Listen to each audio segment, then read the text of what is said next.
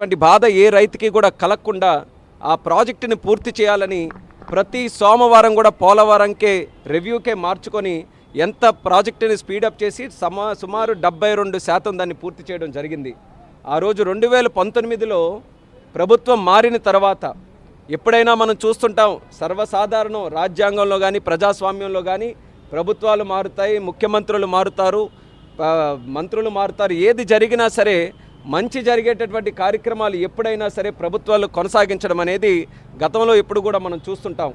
కానీ ఆంధ్రప్రదేశ్ రాష్ట్రం చేసుకున్నటువంటి దురదృష్టం 2019లో జగన్మోహన్ రెడ్డి వచ్చిన తర్వాత పోలవరాన్ని పూర్తిగా నిర్లక్ష్యం వహించి అసలు అక్కడ జరగాల్సినటువంటి కార్యక్రమాల్లో మేము ఆ రోజు ప్రతిపక్షంలో ఉన్నప్పుడు మేము పబ్లిక్గా ఎంతవరకు పోలవరం పనులు పూర్తి చేశారనంటే ఆ రోజున్నటువంటి మంత్రులు కానీ ముఖ్యమంత్రి కానీ ఎంత వ్యంగ్యంగా మాట్లాడారో మీ అందరికీ కూడా తెలుసు.